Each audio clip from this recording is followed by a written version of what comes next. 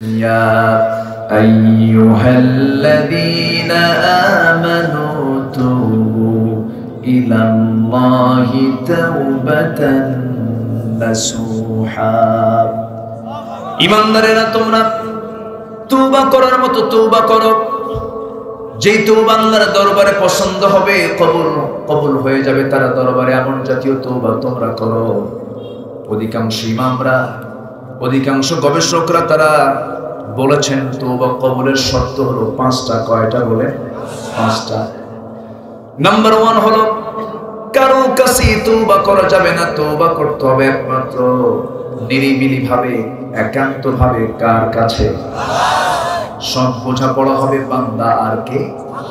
বান্দা আর আল্লাহ। আল্লাহর কাছে একান্তিক, আল্লাহর কাছে তওবা করতে হবে। নাম্বার 2 হলো যে ভুলটা করেছি, ভুলের জন্য অনুতপ্ত হতে হবে, অনুশোচনা থাকতে হবে। আল্লাহ গো, এই ভুলটা করে ফেলেছি, তুমি আমারে মাফ করে দিও। অনুতপ্ততা থাকতে হবে, অনুশোচনা থাকতে হবে, ভিতরে অস্থিরতা, চিত্ততা নিয়ে আসতে হবে। নাম্বার 3 হলো এই ভুল আর জীবনে ভবিষ্যতে আর করব না, এই চিন্তা মাথায় আনতে হবে। নাম্বার 4 কোন প্রকার কবিরা গুনার দিকে আল্লাহ আমি আর ইচ্ছা করে কোথাও জড়াবো না, কোন কবিরা গুনার দিকে যাব না, পরিকল্পিত কোন গুনার দিকে যাব না। নাম্বার 5 হলো বান্দার যে হক গুলো আমি নষ্ট করেছি, সেই বান্দার হক গুলো ফেরত দিয়া তওবা করতে হবে। কার কাছে? আসতে বলবেন না, কার কাছে? এখানে কিন্তু গুরুত্বপূর্ণ একটা ইস্যু রয়ে গেল। 4টা না হয় করলাম, ঠিক আছে, গুনাহ করব না, অনুতপ্ত হলাম, কিন্তু বান্দার হক যদি আমি ফেরত না দিয়ে তওবা করি, সেই তওবা কবুল হবে না। তাহলে বান্দার হক থেকে ছোটখাটো কোনো বিষয় নাকি? বলেন।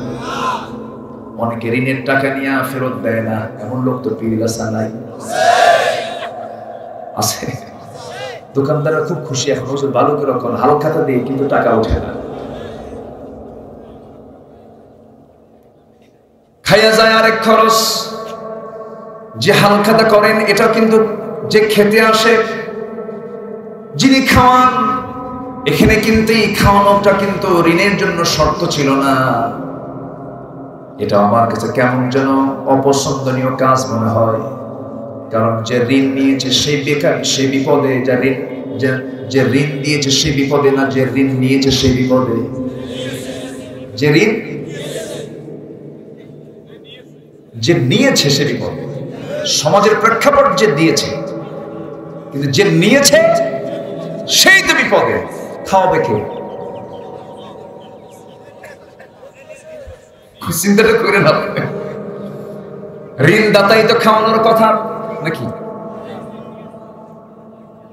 ঋণ গ্রহীতা খাওয়ানোর কথা। ভাই, আমি তোমাকে ঋণের টাকা দিতে পারতেছি না, বসো একটু চা খাও, রাগ কইরো না, সময় মতো দিয়ে দেব। কিন্তু আজকে সেই কাজ ঋণ গ্রহীতা না করে ঋণ দাতাই করে। ভাই, টাকাটা দাও ভাই, কি ঠিক আছে না? আমরা ভালো মানুষ হতে পারি না এখনো। এত দোয়া, হাজার হাজার মানুষ, দোয়াগুলো যায় কোথায়? লেনদেন তো ঠিক নাই।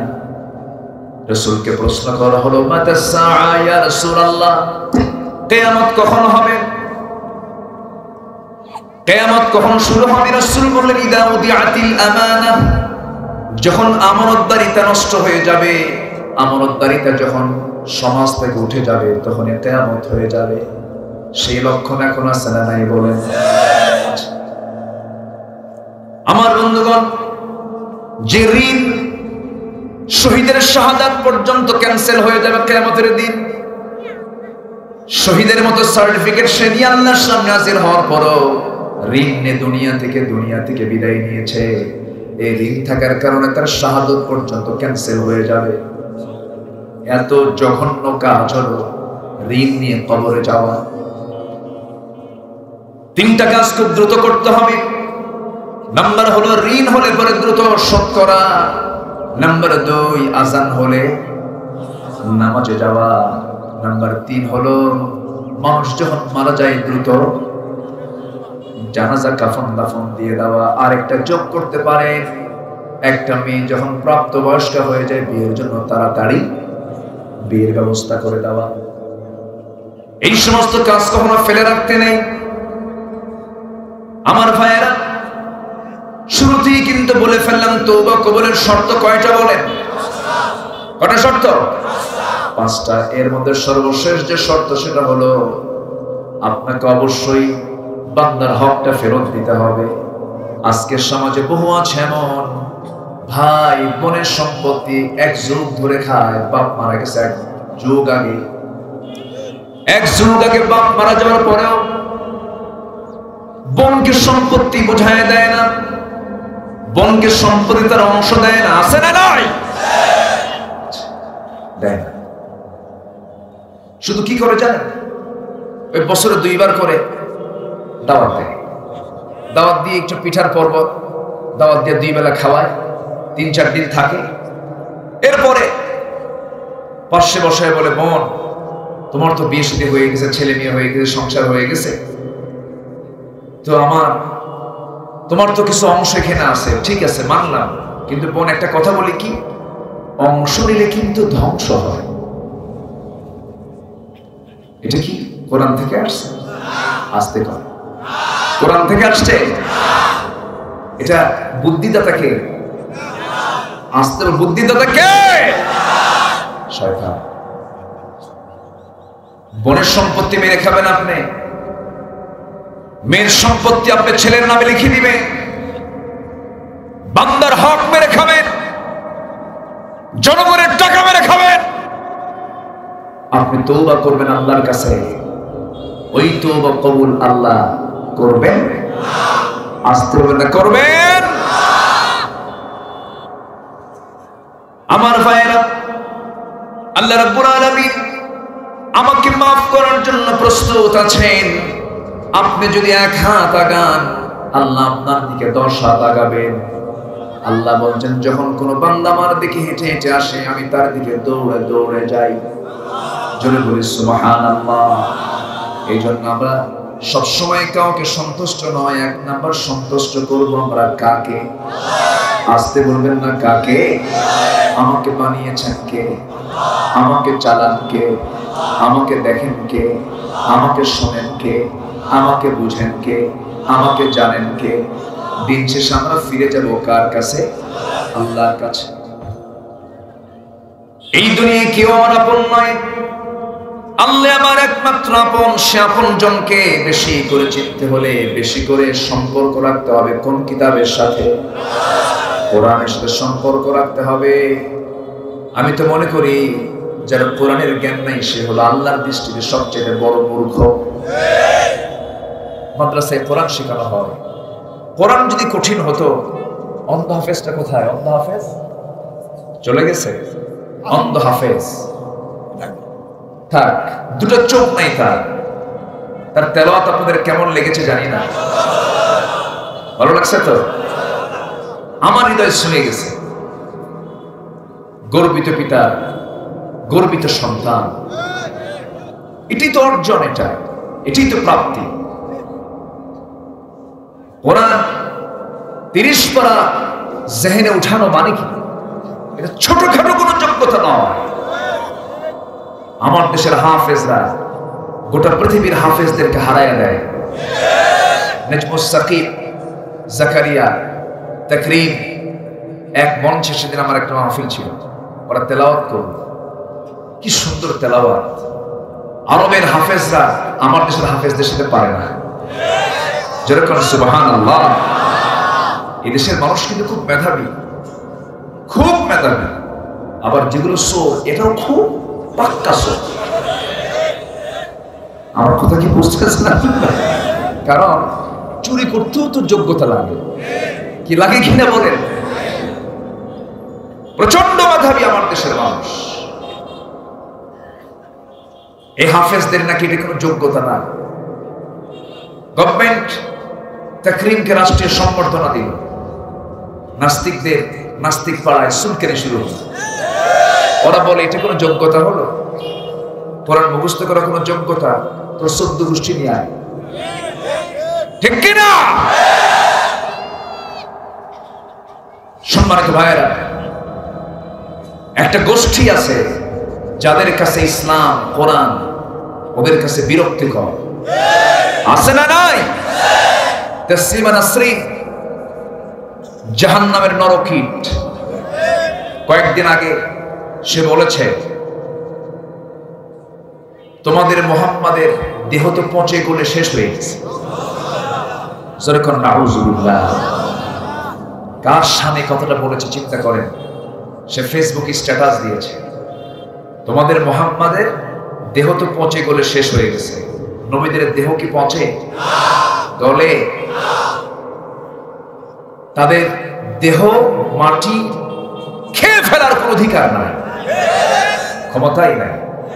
আল্লাহ তাআলা নবীদের দেহকে আল্লাহ তাআলা সংরক্ষণের দায়িত্ব আল্লাহ নিজে নিয়েছেন। আল্লাহু আকবার বলেন। অথচ এই জাতীয় কথা বলা হচ্ছে এবং তাদেরও কিছু দোসর, তারও কিছু মুরিদান আছে না নাই? আছে। ওদের মুখ থেকে এই জাতীয় কথা আসে, এটা হাফেজ কোনো যোগ্যতা নয়। আমি মনে করি যে কোরআনের হাফেজ সে পৃথিবীর সবচেয়ে যোগ্যতা সম্পন্ন একজন আল্লাহর বান্দা। বলি আলহামদুলিল্লাহ। আল্লাহ সবাইকে কোরআন মুখস্থ করার যোগ্যতা দেন। আমরা স্বজনকে ধন্যবাদ জানাচ্ছি যে স্বজনকে আজকে পাগড়ি দেওয়া হলো। আমৃত্যু তাদের সিনার ভিতরে আল্লাহ তাআলা কোরআনকে সংরক্ষণ রাখার তৌফিক তুমি আল্লাহ দিয়ে দেন। জোরে বলি আল্লাহুম্মা আমিন। সম্মানিত ভাইরা, কোন সূরা বলেন তো? কোন সূরা? তওবা কবরের শর্ত কয়টা মনে আছে আপনাদের? আচ্ছা, শর্ত যেন পূরণ হয় তাহলে তওবা কবুল করবেন কে? আল্লাহ তাআলা। আমার ভাইরা, দিন শেষে তো আমি আল্লাহর কাছেই ফিরে যাব। আমিও রব না, আপনিও রবেন না। এই আকাশ, এই সূর্য, এই চন্দ্র আলো দিয়ে যাবে, যুগ যুগ চলে যাবে, আরো কিয়ামত পর্যন্ত মানুষ আসবে। আপনার প্রজন্ম চলে আসবে, আপনার অগ্রজ চলে গেছে, আপনার অনুজরা আসবে, তারাও চলে যাবে, আপনিও চলে যাবেন, আমিও চলে যাব। কিন্তু এই দুনিয়াতে আমি আসছিলাম কেন? কি জন্য আসছিলাম? কি কারণে আল্লাহ তাআলা আমাকে আপনাকে পাঠিয়েছিলেন? এই লক্ষ্য তো আগে বুঝে নিতে হবে। আমি তো আল্লাহর কাছেই ফিরে যাব, কি জবাবটা দেব সেই পাথেয় সংগ্রহ করতে হবে। মরার পরে না, মরার আগে? মরার আগেই সংগ্রহ করতে হবে। সেই পাথেয় সংগ্রহ করার জন্য আমাকে আপনাকে আল্লাহ তাআলা যে হুকুমগুলো দিয়েছেন সেই হুকুমগুলোর মধ্যে কিছু গুরুত্বপূর্ণ হুকুম আছে, যে হুকুমগুলো না মানলে পরে জাহান্নামে যেতে হবে। কিছু ক্লাস আছে, কিছু গুনাহ আছে মারাত্মক গুনাহ, কিছু গুনাহ আছে ছোটখাটো গুনাহ। আল্লাহ তাআলা ছোটখাটো গুনার দিকে তাকাবেন না, কিন্তু আল্লাহ তাআলা বড় বড় গুনাহগুলো মাফ করবেন না। এমন কিছু গুনাহ আছে না নাই? আছে। হাজারবার সুবহানাল্লাহ আলহামদুলিল্লাহ বলার চাইতে আমি জিকির করতে মানা করছি না। হাজার রাকাত নফল নামাজ পড়লাম, তাহাজ্জুদ পড়লাম, কিন্তু বড় গুনাহ ছাড়তে পারলাম না। বরঞ্চ হাজার রাকাত যদি নফল নামাজ বাদ পড়ে যায়, একটা বড় গুনাহ থেকে যদি নিজের জীবনকে মাইনাস রাখতে পারে, এটাই সবচেয়ে বড় বুজুর্গি। এটা এই জন্য আমার আপনার সবচেয়ে বড় চ্যালেঞ্জ হলো কোনো গুনার কাজে জড়ানো, কোনো গুনার কাজে জড়ানো যাবে না। এটাই হলো সবচেয়ে বড় চ্যালেঞ্জ। কারণ শয়তান তো সব সময়ের জন্য লেগে আছে। শয়তান সবার কাছে যায়, সবাইকে ওয়াসওয়াসা দেয়। আমাদের সবার আব্বাকে বলেন কে? আমাদের আদি পিতাকে, আমাদের মাকে বলেন, আমাদের মাকে, হাওয়া আলাইহিস সালাতু ওয়াস সালাম। কিন্তু বানরের বংশধররা কয় মানুষ নাকি আগে বানর ছিল। শুনছেন? শুনছেন? আগে নাকি মানুষ নাকি বানর ছিল। এখন ডারউইন এটার আবার তাফসীর করতেছে, ব্যাখ্যা। সেই বানর থেকে মানুষ কেমন হলো? গাছের ডালে ডালে চলিতে চলিতে, ডালের সাথে লেজের ঘষা খাইতে খাইতে লেজ পড়িয়া গিয়ে মানুষ হইয়া গেল।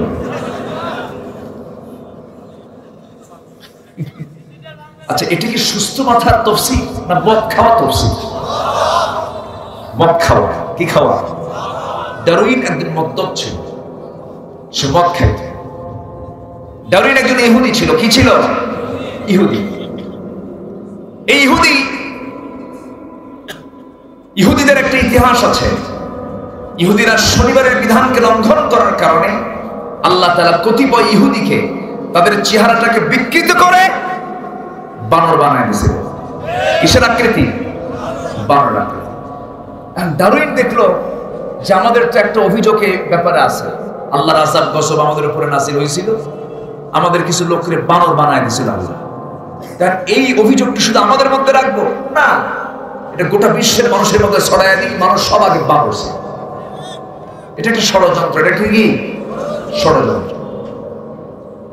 আল্লাহ তাআলা বলেন, وَلَقَدْ عَلِمْتُمُ الَّذِينَ اعْتَدَوْا مِنكُمْ فِي السَّبْتِ فَقُلْنَا لَهُمْ كُونُوا قِرَدَةً خَاسِئِينَ। ওরা যখন শনিবারের বিধানকে লঙ্ঘন করেছিল, সেই সময় আল্লাহ তাদেরকে চেহারা বিকৃত করে, লাঞ্ছিত করে তাদেরকে শুকুরের রূপ দিয়েছিলেন। এরপরে তাদের কিছুদিন পরেই তাদের মৃত্যু হয়েছিল, কয়েকদিন পরেই তাদের মৃত্যু হয়েছিল।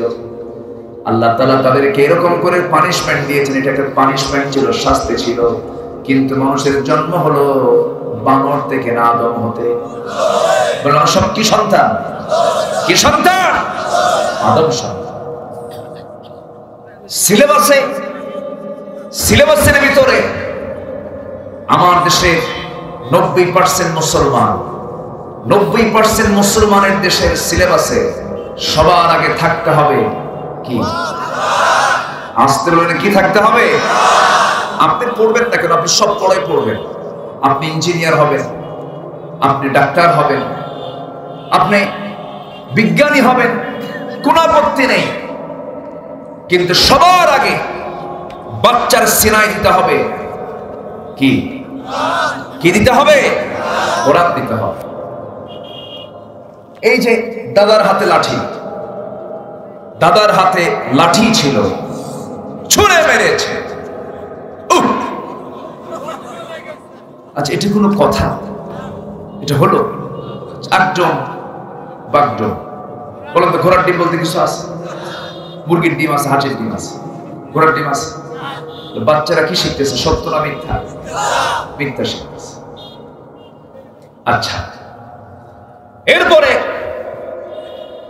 এই সমস্ত শিক্ষা, যে শিক্ষার ভিতরে আল্লাহকে চেনার কোনো জায়গা নাই, পন্থা নাই, সেই শিক্ষা কোনো শিক্ষা নয়।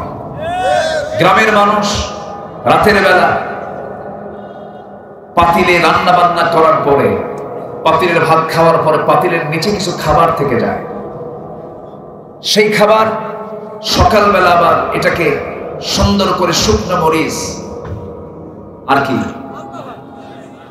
শুকনো মরিচ, শীতের রাত, শীতের সকাল, শুকনো মরিচ, সরিষার তেল, রসুন, পেঁয়াজ, আর হলো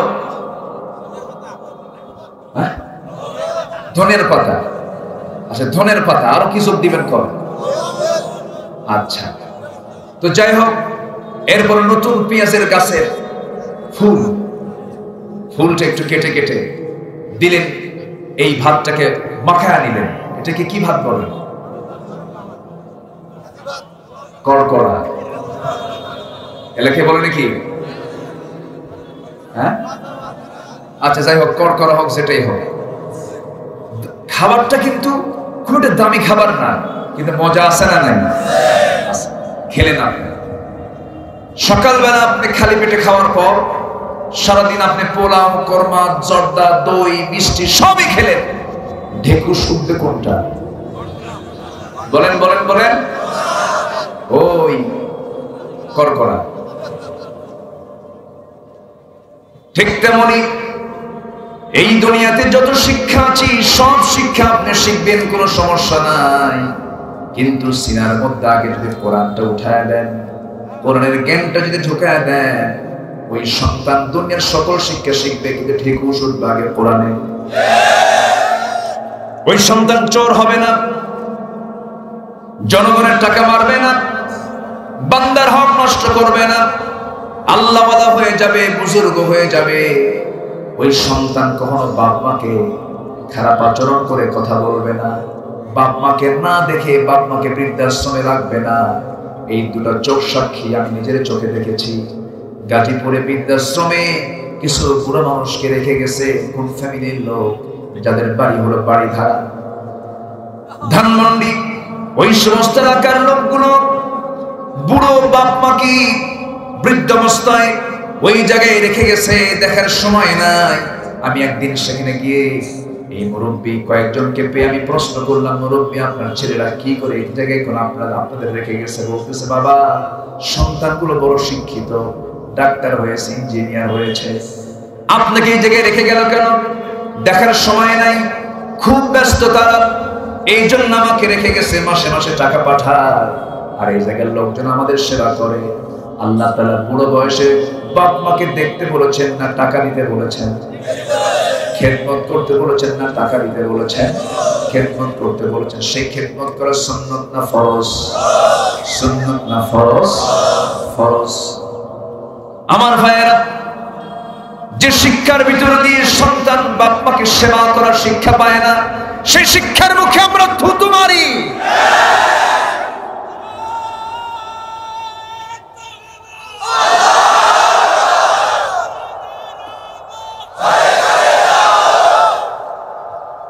একবারই শেষ হয়ে গেল।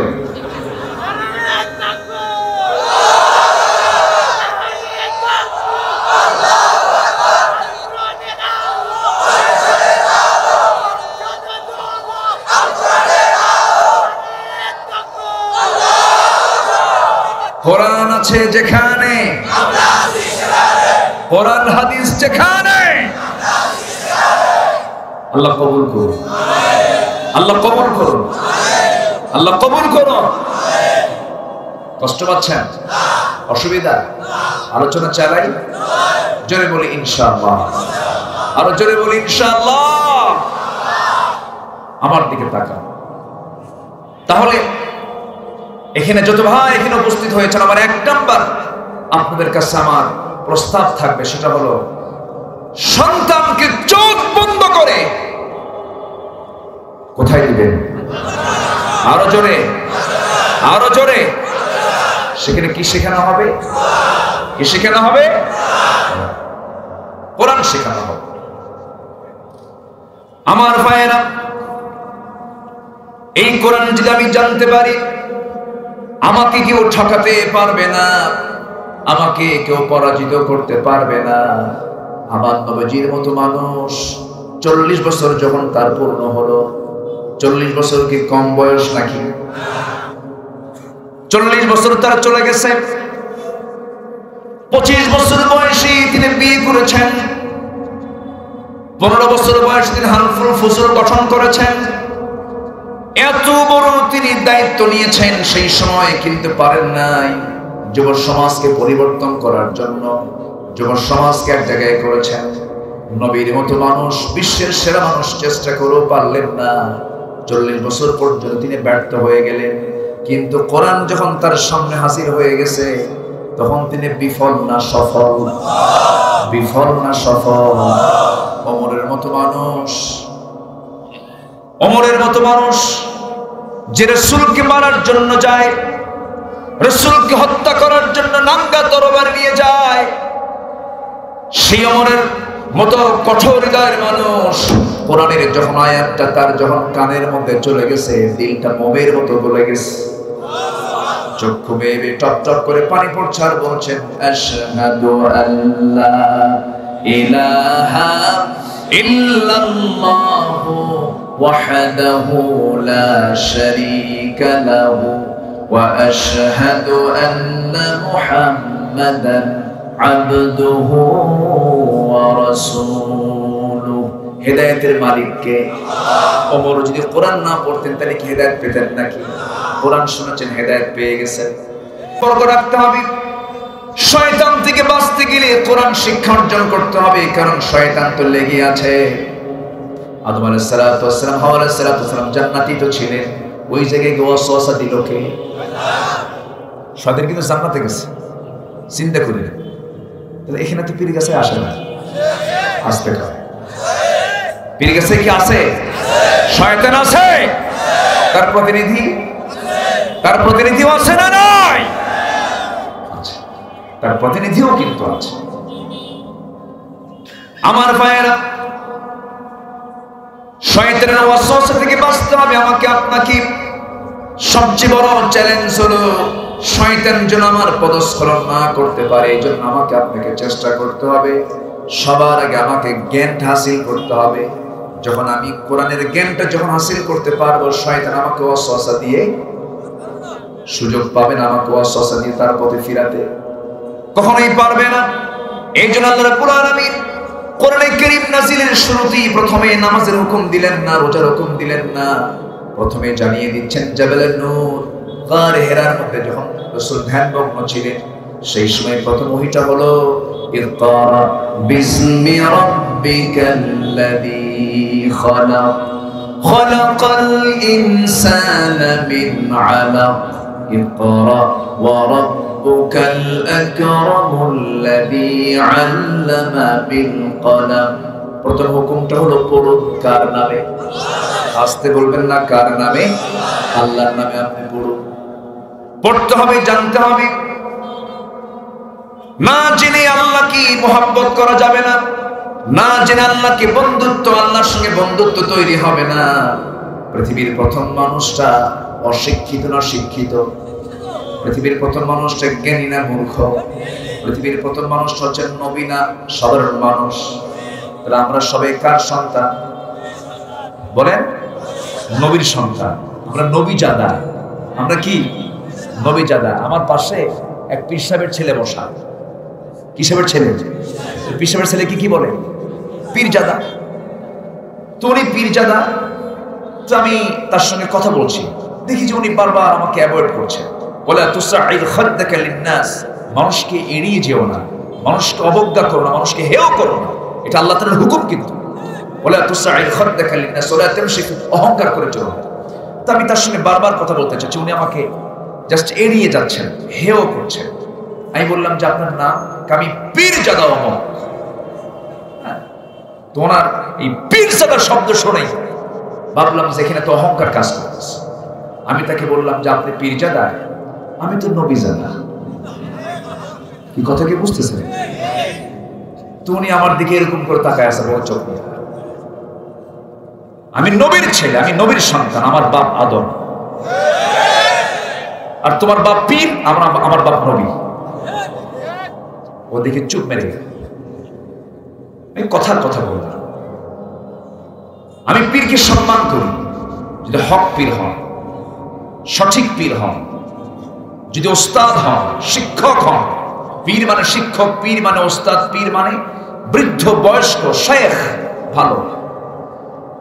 আগে পীর যারা ছিলেন, শাহজালাল ইয়ামিনী, শাহপরান, কারামত আলী, জৌনপুরি, রংপুরের মাটিতে শুয়ে আছেন। নিঃসন্দেহে তারা বড় পীর ছিলেন, ভালো মানুষ ছিলেন। সব পীর, আমি যারা হক আমি তাদের পক্ষে, কিন্তু সব পীরের ছেলে কি পীরজাদা হয়? দুই একটা হারামজাদা নাই? দুই একটা হারামজাদা আছে না নয়? নবীর ছেলেও তো কাফের ছিল, ছিল না? নূহ আলাইহিস সালাতু ওয়াস সালামের ছেলে কেনান কাফের। নবীর বাপও তো কাফের ছিল। নূহ আলাইহিস সালামের বাপকে আযর মুশরিক ছিল। আজ পর্যন্ত দেখলাম না যে কোন পীরের ছেলে খারাপ হয়, সব পীরজাদা। নামাজ পড়ুক আর না পড়ুক, আছে না নাই? আমাদের সম্মান আছে, আমরা বানর থেকে আসি নাই। যারা বলে বানর থেকে মানুষ আসছে, ওই বানরের দলদের কাছ থেকে আমাদের শিক্ষা দেওয়ার কোনো দরকার নাই। আমরা মানুষ, আমাদের যথেষ্ট সম্মান কে দিয়েছেন? আসতে বলবেন না, কে দিয়েছেন? আমরা সবচেয়ে বেশি সম্মান দেব কাকে? সবচেয়ে বেশি মোহাব্বত করব, ভালোবাসবো কাকে? যে ভালোবাসায় কোনো লস নাই। পৃথিবীর যা ভালোবাসা দেখতেছেন সব লস প্রজেক্ট। কি প্রজেক্ট? কম লস প্রজেক্ট। আর আল্লাহর ভালোবাসায় কোনো লস? এটা হচ্ছে লস না লাভ প্রজেক্ট? প্রফিট প্রজেক্ট হচ্ছে আল্লাহর ভালোবাসা। দুনিয়ার লস প্রজেক্ট কেন বলবো আমি?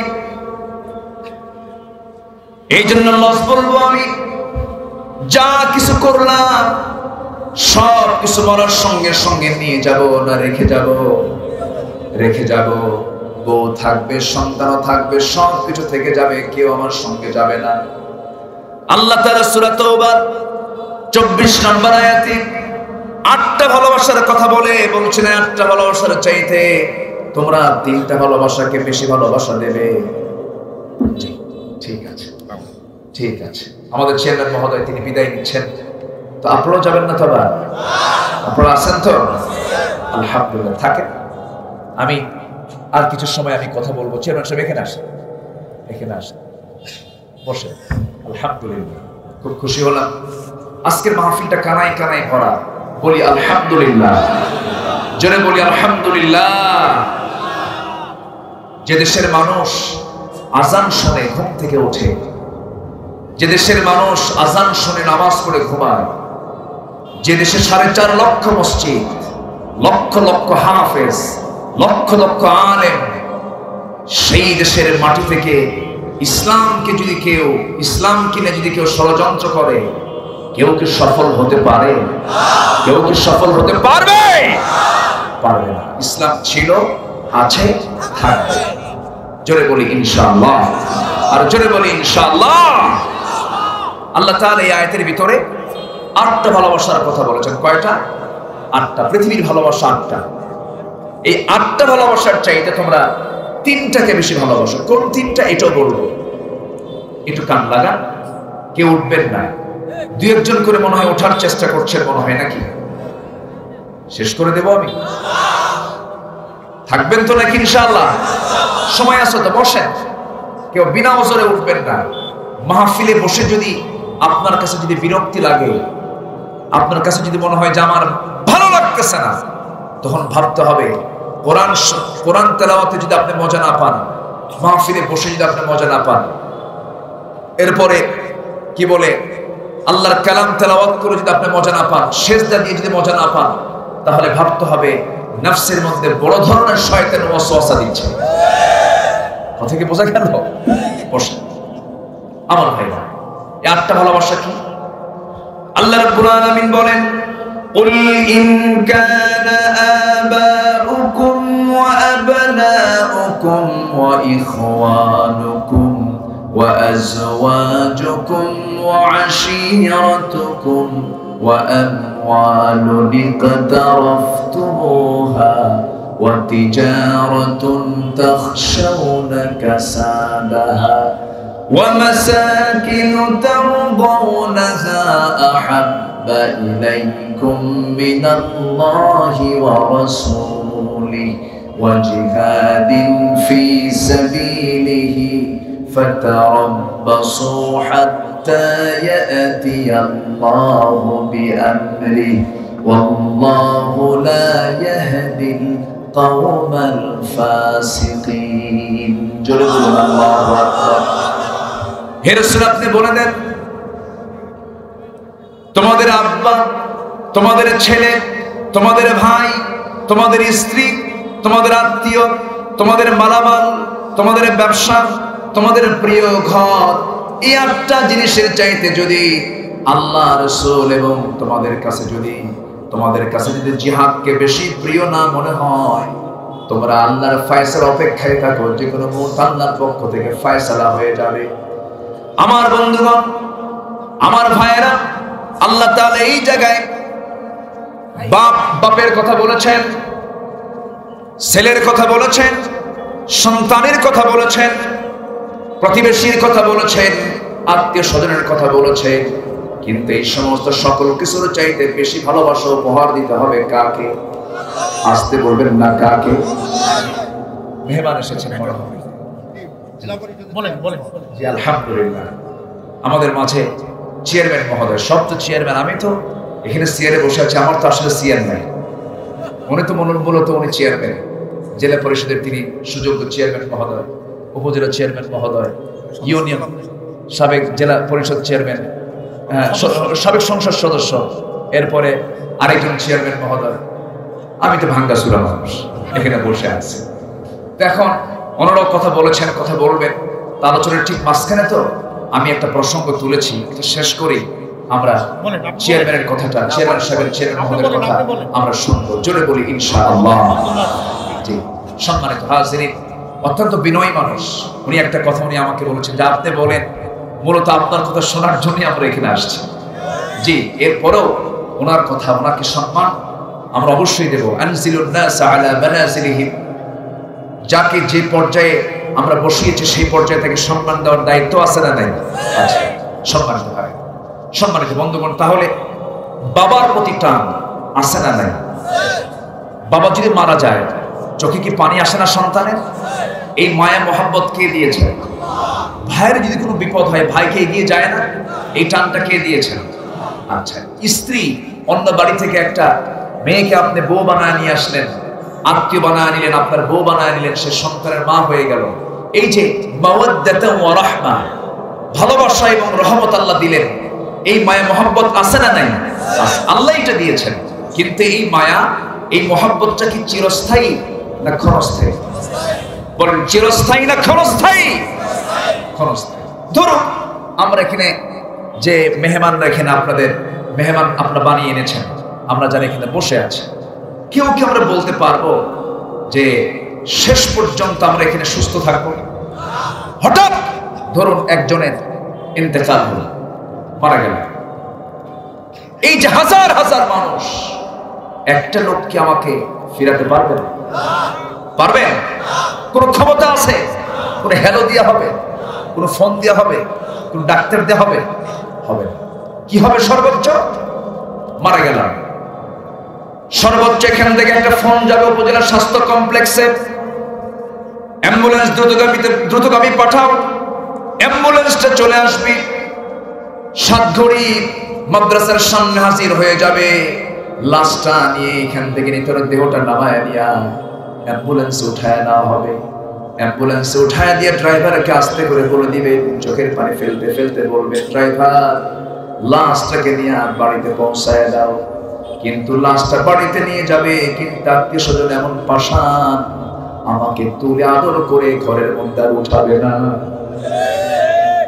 আমাকে আর উঠাবে না, ওই ছেলে আমাকে ডাকবে না, ওই স্ত্রী আমাকে আর কাছে নিয়ে বরণ করবে না, কোন বন্ধু বান্ধব কেউ চা চক্রের জন্য দাওয়াত দেবে না, ঘরের মধ্যে যাওয়া শেষ।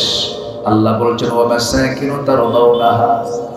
তোমার পছন্দের ঘর, নিজের বিছানা ছাড়া ঘুম হয় না, সেই বিছানা তোমার যাওয়া সেই সময় থেকে বন্ধ হয়ে গেল।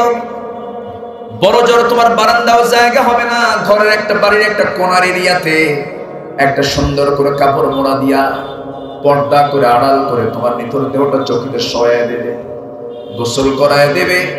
বাজার থেকে কোনো কালার চলবে না, একটা কালার সাদা কালারের কাফনের কাপড়টা নিয়ে আসবে, সেলাই নাই, পকেট নাই, বুতামো নাই, মাথায় আর পায়ে সুন্দর করে দুইটা বাঁধন দিয়া দিয়া সামনে লাশটা রেখে দেবে, বলবে লাশের দাফন হবে, জানাজা হবে, নামটা আর বলবে না, বলবে না মাওলানা, বলবে না হাফিজ, বলবে না এমপি, বলবে না মন্ত্রী, বলবে লাশটার জানাজা হবে, লাশটাকে দাফন দাও, লাশটাকে কাফন পড়াও, আমার নাম হয়ে যাবে লাশ, টেনে হেঁচড়ে কবরের দিকে নিয়ে চলে যাবে, কবরে শোয়া দেবে, বাঁশ চাপা দেবে, মাটি চাপা দেবে।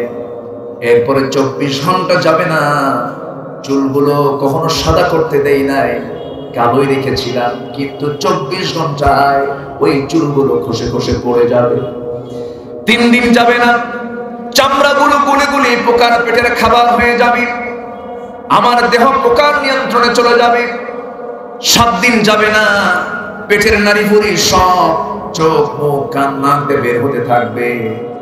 ওই 3 মাস পরে কবর খুঁড়ে দেখা যাবে কিচ্ছু নাই, কয়েকটা হাড় গোড়া ছাড়া কিছুই খুঁজে পাওয়া যাবে না। দিন শেষে কেউ নাই, দিন শেষে একমাত্র কেবলমাত্র আমার বন্ধুকে। জোরে বলেন কে? সে আল্লাহর কাছেই তো ফিরে যেতে হবে। আমার বাপকে আমি কেন ভালোবাসবো না? ভালোবাসবো, কিন্তু আল্লাহর চাইতে বেশি নয়, নবীর চাইতে বেশি নয়, জিহাদের চাইতে বেশি নয়। আয়াতটা এটাই বলতেছে। আমার ভাইরা, উবাইদ ইবনে জাররাহ রাদিয়াল্লাহু তাআলা ওর কথা সবাই হয়তো শুনেছেন কম বেশি। সাইয়েদনা উবাইদ রাদিয়াল্লাহু তাআলা আমার নবীজি আহ্বানের সাড়া দিয়া রমজান মাস বদর যুদ্ধের দিন 17তম রমজানে বদর যুদ্ধের দিন আমার নবীজি যুদ্ধে রওনা করবেন। যোদ্ধার সংকট, মুজাহিদের সংকট। নবীজি বলছেন কে কে যাবে এই দিকে আসো। ছোট্ট দুইটা বাচ্চা, আফরার ছেলে ছোট্ট দুইটা বাচ্চার সামনে হাজির হয়ে গেল। হাজির হয়ে বলছে হুজুর যোদ্ধার নাকি সংকট হয়েছে, মেহেরবানি করে আপনি যদি পারমিশন দিতেন আমরা দুজন মিলে যুদ্ধে অংশগ্রহণ করতাম। ছোট্ট দুইটা বাচ্চাকে রাসূল দেখে বললেন ফিটনেস নাই, তরবারি ধরে রাখার মতো বাহুবল নাই তোমাদের, কেমন করে সম্ভব পারমিশন দেব না। বড়জন বলছে হুজুর অন্তত আপনি আমাকে পারমিশনটা দিয়ে দেন, অন্তত আমি ওর চাইতে বড় আছি 2 বছরে, আমি তোর চাইতে লম্বা আছি। এই কথা শোনা মাত্রই ছোটজন বলে হুজুর ও শুধু লম্বা, গায়ের শক্তি আমার বেশি, দুজনকে লাগায় দেন দেখেন কে পারে। আমার নবীজি খুব খুশি হয়ে গেলেন। দুজন কুস্তি শুরু করে দিয়েছে। বড়জন ছোটজনকে নিচে ফেলে দিয়েছে। ফেলে দেওয়ার সঙ্গে সঙ্গে ছোটজন বড় ভাইয়ের মাথাটা টান মেরে কাছাকাছি নিয়ে এসে কানের মধ্যে মুখ ঢুকে বলছে ভাই একসঙ্গে খাই ঘুমাই খেলাধুলা করি, একা একা তুমি যুদ্ধে যাবা, আমার কি শখ হয় না? গায়ের শক্তি একটু কমায় দাও, তোমার বুকের উপরে উঠিয়ে বুঝায় দেই আমি কোনো অংশে কম নই। আমার নবীজি টের পেয়ে গেলেন। ছোট্ট দুইটা বাচ্চা কি আগলে ধরে আকাশের দিকে তাকিয়ে বলছেন আকাশের মালিক আল্লাহ, এদের গায়ের শক্তি নাই কিন্তু ইমানের শক্তিটা আছে, আমি এদেরকে পারমিশন দিয়ে দিলাম। বদর যুদ্ধের দিন আমার নবীজি রওনা করলেন। বদর প্রান্তরে নবীজি পৌঁছে গেলেন। নিজের চোখে বদরটা দেখেছি। মদিনা থেকে 80 মাইল দূরে আবু জেহেল 1000 সৈন্য নিয়ে লোহিত সাগরের পাশ দেখে গেছে বদর নামক প্রান্তরে চলে এসেছে সব আত্মীয় স্বজন। আমার নবীজি কুরাইশ বংশ, তারাও কুরাইশ আক্রমণ করেছে। নবী দাওয়াতের দিনকে তারা দুনিয়া থেকে নির্মূল করে দিতে চাচ্ছে। আমার নবীজি রোজা রেখেছেন। 17তম রমজানের দিন রোজাটা ভেঙে ফেলে দিলেন। সাহাবায়ে কেরামকে নিয়ে বললেন সাহাবীরা চলো বদর প্রান্তরের দিকে যেতে হবে। সব সাহাবীরা চলে গেছেন। ছোট্ট দুইটা বাচ্চা শেষ কাতারে নয় প্রথম কাতারে দাঁড়ায় আছে। মাঝখানে একটা সাহাবী দাঁড়ায়া দুই দিক থেকে দুইজন বলতেছে ও চাচা আবু জেহেল কই? আল্লাহু আকবার বলবেন না? আবু জেহেল কই? ইবনে মাসউদ সাহাবী, সেই সাহাবী বলছেন ও ছোট্ট দুইটা আফরার ছেলে মাস আবু জেহেল দিয়ে কি করবা? সঙ্গে সঙ্গে বলতেছে ও চাচা আমরা সবার বিরুদ্ধে আজকে জিহাদ করতে আসিনি, যুদ্ধ করতে আসিনি, আমাদের মূল টার্গেট হলো আবু জেহেল। কেন? শুনেছি আবু জেহেল নাকি রাসূলকে খুব কষ্ট দিয়েছে, রাসূলকে নাকি ঘর ছাড়া করেছে, রাসূলকে নাকি দেশ ছাড়া করেছে, রাসূলকে নাকি গালি দিয়েছে, রাসূলকে নাকি চড় থাপ্পড় মেরেছে, রাসূলকে নাকি রক্তপাত করিয়ে দিয়েছে, রাসূলকে নাকি অনেক কষ্ট যারা যন্ত্রণা দিয়েছে। এই জন্য আমরা কারো বিরুদ্ধে লড়াই করতে আসিনি, আবু জেহেল কি আমরা টার্গেট করার জন্য এসেছি। এবার ইবনে মাসউদ বলছেন ও ছোট্ট দুইটা বাচ্চা তোমরা পারবা না। এবার বলতে শুধু দেখায় দেন, দেখেন তারপরে কি হয়। আল্লাহ তো আছে, যেরকম সুবহানাল্লাহ। কি অবিচল আস্থা আল্লাহর উপরে। ইবনে মাসউদ ওই সময় বলছেন ওই যে ঘোড়ার পিঠে দূর থেকে দেখা যাচ্ছে চতুর্দিকে সৈনিকরা তাকে পাহারা দেয়, ওটাই হলো কাফেরদের লিডার, কুরাইশদের লিডার আবু জেহেল। বলতে দেরি, যেতে দেরি হলো না, সিংহের মতো গর্জন দিয়া বাস পাখির মতো উড়ন্ত হয়ে এমন সময় এই ছোট্ট দুইটা বাচ্চা তাদের মধ্যে ঢুকে গেছে। কেউ টেরই পায় না এটা কোন গ্রুপের মানুষ। ছোট্ট বাচ্চা মনে করছে, খেয়াল করে নাই। ছোট্ট দুইটা বাচ্চা আবু জেহেলের দুই পাশে ঘোড়ার পিঠে বসা, দুই পায়ের পাশে দুই বাচ্চা দাঁড়ায় গেছে, পজিশন ঠিক করে নিয়েছে। তরবারি ছোট্ট ছোট্ট তরবারি, ছোট্ট ছোট্ট মানুষ। হঠাৎ করে আল্লাহু আকবার বলে দুইজন সজনে দুই পায়ে আঘাত করেছে। ইতিহাস সাক্ষী আবু জেহেল এত বড় লিডার, ছোট্ট না বড় বাচ্চার আক্রমণে ওই যে ধরাশয়ী হয়ে ঘোড়ার পিঠ থেকে পড়ে গেছে, কোমর সোজা করে আর কখনো দাঁড়াতে পারে নাই। ফলাফল কি হলো? ফলাফলের বড় ভাই মাস ধরাশয়ী হয়ে গেলেন। পিছন থেকে একজন কাফির এসে তার ডান হাতে মেরে দিয়েছে। এক আঘাতে তার তরবারি হাত থেকে ঝনঝন করে পড়ে গেল। তার হাতটা চামড়ার সঙ্গে ঝুলতেছিল। চট করে গিয়ে দৌড় মেরে গিয়ে বাম হাতে তরবারি হাতে নিয়েছেন, যুদ্ধ চালাচ্ছেন। ডান হাতটা বাম হাতে সে ধাক্কা খায়, যুদ্ধ চালাতে কষ্ট হচ্ছে, যুদ্ধ করতে কষ্ট হচ্ছে। ডান হাতের ঝুলন্ত হাতটা বাম পায়ের নিচে রেখে এত জোরে টান মারলেন, হাত ছিটকে পড়ে গেছে। বাম হাতে যুদ্ধ চালালেন, বাম হাতও কেটে ফেলে দিয়েছে। এবার শূন্য হাতের সামনে দাঁড়ানো ধীমের মতো দাঁড়ায় আছে। একজন এসে তার গর্দান বড় বড় আঘাত করেছে, গর্দানটা ছিটকে পড়ে গেল। দুনিয়া থেকে মাস বিদায় হয়ে দুনিয়ার সমস্ত মুসলমানকে বুঝাচ্ছে, আল্লাহকে ভালোবাসতে গিয়ে, রাসূলকে ভালোবাসতে গিয়ে, দ্বীনকে ভালোবাসতে গিয়ে হাসতে হাসতে এমন করে জীবন দিতে হয় আল্লাহর পথে। জোরে বলে সুবহানাল্লাহ। আমার ভাইয়েরা, আজকে আমরা মুসলমান, ইসলামটা পেয়েছি, এত সস্তায় পাই নাই। আমার নবীজির দাঁত ভাঙ্গা ইসলাম, উহুদের ময়দানে তারা দাঁত ভেঙে গেছে। রাসূল কি কাউকে কষ্ট দিয়েছেন নাকি? রাসূল কি কারো জমি সম্পত্তি দখল করেছেন নাকি? কোনোদিন মিথ্যা কথা বলেছেন নাকি? কাউকে মিথ্যা কোনো কিছু বলতে বলেছেন নাকি? এত সরল মানুষ, বিশ্বের সেরা মানুষ, মাইকেল এইচহার্ট 100 জন মানুষের উপরে বই লিখেছেন, এর মধ্যে 1 নম্বর তালিকায় স্থান দিয়েছেন আমার নবীর নামকে। খ্রিস্টান হওয়া সত্ত্বেও এত বড় একজন মহামানব, সেই লোকটার নিজের বাড়িতে স্থান হলো না কেন? নিজের দেশ থেকে কেন বিতাড়িত হলেন তিনি? একমাত্র কারণ হলো তিনি বলেছেন, আকাশ যার, জমিন যার, হুকুমটাও মানতে হবে তার, মদের বোতল চলবে না।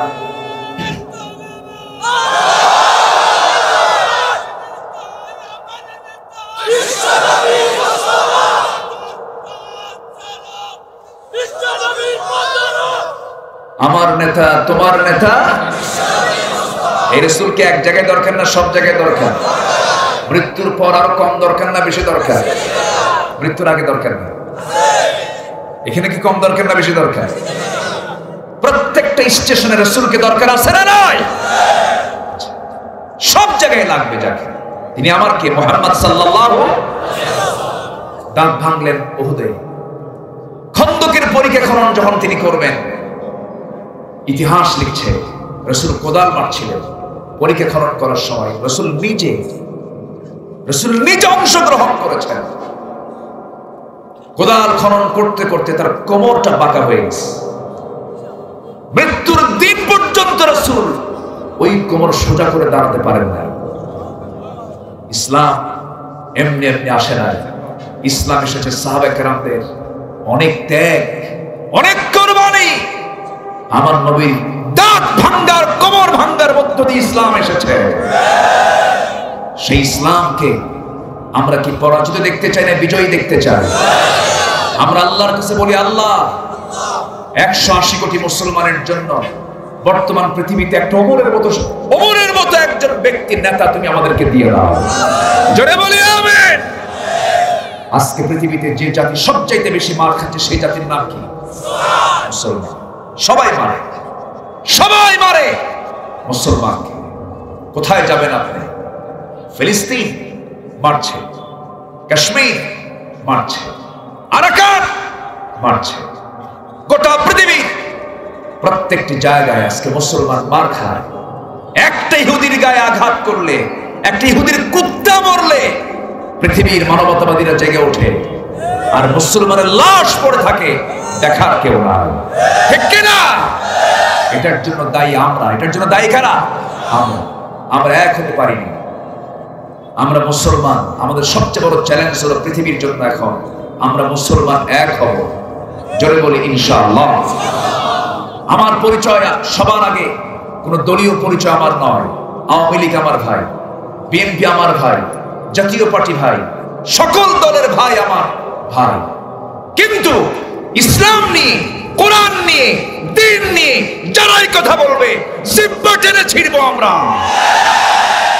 এই ক্ষেত্রে আমাদের আপোষ হওয়ার দরকার আছে না নাই? আল্লাহ তুমি সবাইকে বোঝার তৌফিক দাও। জোরে বলি আমিন। এদেশের স্বাধীনতার স্থপতি বঙ্গবন্ধু শেখ মুজিবুর রহমান, তিনি তার ভাষণের সর্বশেষ শব্দ চয়ন করেছিলেন, এদেশের মানুষকে মুক্ত করে ছাড়বো, আরো জন মুক্ত করে ছাড়বো ইনশাআল্লাহ। এবং স্লোগানও ছিল নারায়ে তাকবীর আল্লাহু আকবার। এটাও স্লোগান ছিল। কিন্তু কিছু নাস্তিক চক্র আমার দেশে আছে না নাই? আসতে বলবেন না, আছে না নয়? আল্লাহ নিয়ে রাসূল নিয়ে কোনো কথা বললে আমরা বসে থাকবো না। এটা আমার অস্তিত্ব, এটা আমার কি অস্তিত্ব। দিন শেষে কেউ না, দিন শেষে আমার কে? আল্লাহ। কষ্ট পাচ্ছেন? সম্মানিত ভাইয়েরা, সেই বদর যুদ্ধে 14 জন সাহাবী শাহাদাত বরণ করলেন। সেই যুদ্ধটা কেমন যুদ্ধ দেখেন, রাসূল বলেন, শোনো সাহাবীরা, আমরা তো যাচ্ছি, তোমরা কিন্তু তোমাদের ভাইকে দেখতে পাবে, আপন ভাই, বাপকে দেখবা, চাচাকে দেখবা, জামাইকে দেখবা, শ্বশুরকে দেখবা, যুদ্ধ করতে পারবা তো? সাহাবীরা বললেন, ইয়া রাসূলুল্লাহ, সবচাইতে বেশি ভালোবাসি আল্লাহকে, রাসূলকে। জোরে বলে সুবহানাল্লাহ। এটা কি এত সহজ বিষয়? যুদ্ধের ময়দানে ওবায়দা ইবনুল জাররাহ নিজের বাপ জাররাহকে দেখতে পেলেন। বাপকে দেখি চোখে পানি চলে আসে। একটা বছর দেখেন না, হিজরত করে গেছে, বাপকে দেখেন না তিনি। এমন সময় তরবারিটা গুটায় নিলেন, না না, আব্বাকে কেমন করে মারি, এই বলে তিনি যখন ঘুরে ফিরে যাচ্ছিলেন, এমন সময় মনে হলো, না না, আমার জন্মদানকারী পিতা হতে পারে, কিন্তু সে তো আমার নবীর দুশমন, আল্লাহর দুশমন, ইসলামের দুশমন। না না, আজকে দিন আমি তা মনে করে ছেড়ে দেই, কিয়ামতের দিন আমাকে মুনাফিকের কাতারে দাঁড় হতে হবে। তরবারিটা আবার মুক্ত করলেন, বাবার সামনে দাঁড়ালেন, বাপকে বাপ না মনে করে, শিরকির প্রতীক মনে করে গর্দান বরাবর মেরে দিলেন। সহিহ হাদিসের বর্ণনা, মস্তকটা ছিটকে পড়ে গেল। যুদ্ধ শেষ হলো, মুসলমানদের বিজয় হলো। সবার মুখে আনন্দের চেহারা, আনন্দের হাসি।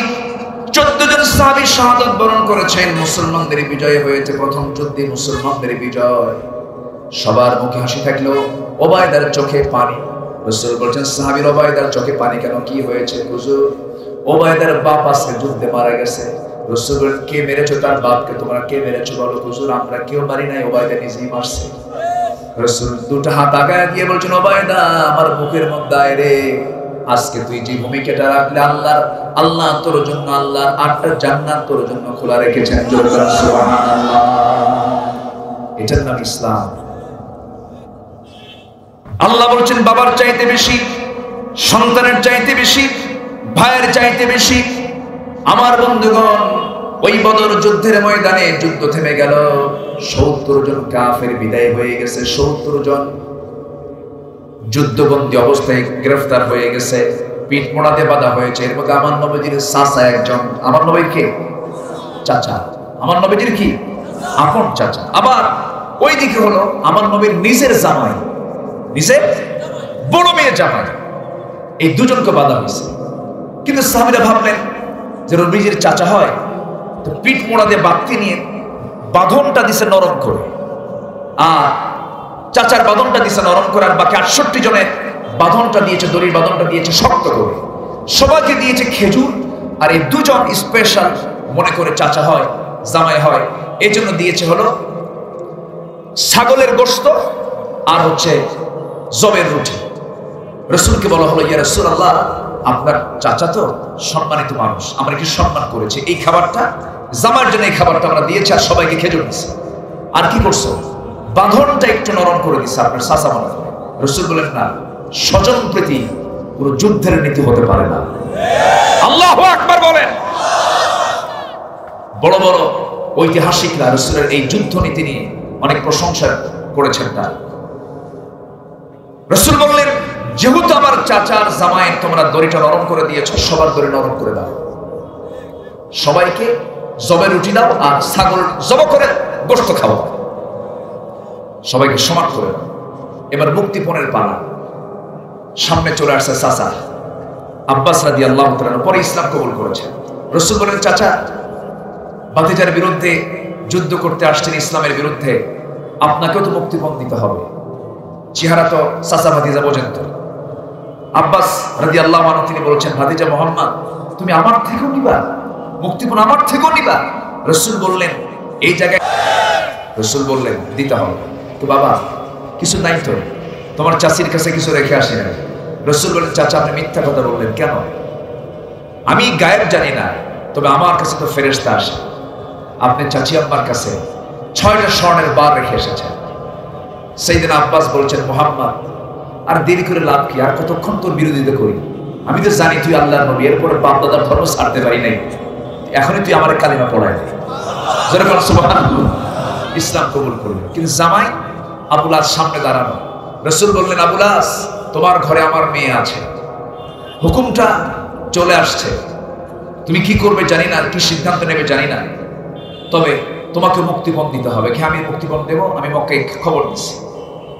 তো মক্কা থেকে তার মুক্তিপণের জিনিসগুলো চলে আসতে, সম্পদ চলে আসতেছে। সেই মুক্তিপণটা নবীর সামনে হাজির করা হলো। প্যাকেটটা খুললেন, প্যাকেট খোলা মাত্রই দেখতে পেলেন একটা গলার হার, স্বর্ণের গোল্ডের একটা হার তিনি দেখলেন। দেখে মাত্র রাসূলের চোখে পানি আসে। নবীজির চোখে পানি আসলে সাহাবীদের চোখে কি ফাঁকা থাকবে? সবাই কেঁদে ফেলছেন। হুজুর আপনি কাঁদলেন কেন? সামান্য গলার হারের জন্য আপনি কাঁদতেছেন কেন? আমার নবীজি বলেন, সাহাবীরা এই গলার হারটার জন্য আমি কাঁদি না, এই গলার হারটা আমার পড়তো খাদিজা। আমার বড় মেয়ের যখন বিয়ে হয়, বিয়ের সময় আমার স্ত্রী খাদিজা আমার বড় মেয়েকে উপহার স্বরূপ দান করেছিল। আমার খাদিজার কথা মনে হচ্ছে, এই জন্য আমি কেঁদে ফেলতেছি। সঙ্গে সঙ্গে সাহাবীরা বলছেন, ইয়া রাসূলুল্লাহ, যেই গলার চেনটা আপনার জীবনের জন্য স্মৃতি হয়ে আছে, সেই জিনিসটাতে আমরা হাত দিতে চাচ্ছি না, পরামর্শ সিদ্ধান্ত চূড়ান্ত করলাম। নবীজি বললেন, ঠিক আছে তাই করো, কিন্তু আমিও আল্লাহর পক্ষ থেকে আমি যতটুকু বুঝতে পেরেছি, আল্লাহ তাআলা চূড়ান্ত সিদ্ধান্ত দিয়েছেন, মুশরিকের ঘরে কখনো মুমিনা নারী থাকতে পারে না। আবুল আস, আমি তোমাকে মুক্তিপণের শর্ত দিয়ে দিচ্ছি। শর্ত হলো তুমি এই মুহূর্তে মক্কায় চলে যাবে, যাওয়ার সঙ্গে সঙ্গে আমার মেয়ে কোনো দেরি করবে না, নিরাপদে তুমি আমার বাড়ি মদিনায় পৌঁছে, আমার ঘরে পৌঁছে, এটাই তোমার মুক্তিপণ। মদিনায় মক্কায় যাওয়ার পর বিশ্বনবীর মেয়ে কি পাঠিয়ে দেওয়া হলো। রাসূল তার মেয়েকে তার নিজের ঘরে নিয়ে আসলে। ইসলাম নাই সম্পর্ক, আস্তে সম্পর্ক। এই জন্যই আয়াতটা এটাই প্রমাণ করে, পৃথিবীর সকল ভালোবাসার চাইতে বেশি ভালোবাসবো আমরা কাকে? এরপর রাসূল মুহাম্মদ সাল্লাল্লাহু আলাইহি ওয়াসাল্লামকে। নাম্বার 3 হলো জিহাদকে পছন্দ করতে হবে। আল্লাহকে ভালোবাসা মানে কি নামাজ না পড়া? নামাজ পড়বো আমরা কয় ওয়াক্ত? আসতে বলবেন না, কয় ওয়াক্ত? 5 ওয়াক্ত নামাজ পড়বেন। কারা কারা একটু হাত তুলে দেখেন তো 5 ওয়াক্ত নামাজ। জোরে বলি ইয়া আল্লাহ, আরো জোরে ইয়া আল্লাহ। আমাদেরকে 5 ওয়াক্ত সালাত আদায় করা তৌফিক তুমি আল্লাহ দিয়া দাও। জোরে বলি আমিন, আরো জোরে আমিন, আরো জোরে আমিন। কষ্ট দিয়ে ফেললাম। এই পৃথিবীতে নামাজ না পড়ার শাস্তি হয়তো একটু কম হতে পারে, কিন্তু আখিরাতে সবচেয়ে বেশি শাস্তি হবে কি না আদায় করলে? নামাজ। এটা কার হক? এটা কার হুকুম? আল্লাহর হুকুম। আল্লাহ তাআলা নামাজের ব্যাপারে সবচেয়ে প্রশ্ন আগে করবেন এবং শাস্তি সবচেয়ে বেশি দিবেন নামাজ না পড়লে পরে। নামাজ আমরা কেউ ছেড়ে দেব না। সমস্ত যুব সমাজকে আমি বলতে চাই, তোমাদের রিজিক যদি বাড়াতে চাও, তোমরা তিনটা কাজ তোমরা করবে। এবং আরেকটি বিষয়, সেটা হলো সকল প্রকার মাদক থেকে, নেশা থেকে নিজেকে বিরত রাখতে হবে। মদের হুকুম আজকের না 1000 বছর আগে? কে দিয়েছেন? আসতে বলবেন না, কে দিয়েছেন? মাদককে না বলুন, এই হুকুম আজকের না 1500 বছর আগে। আল্লাহ তাআলা সকল প্রকার নেশা থেকে যুব সমাজকে তুমি আল্লাহ হেফাজত করো। আমি আর কথা বাড়াচ্ছি না।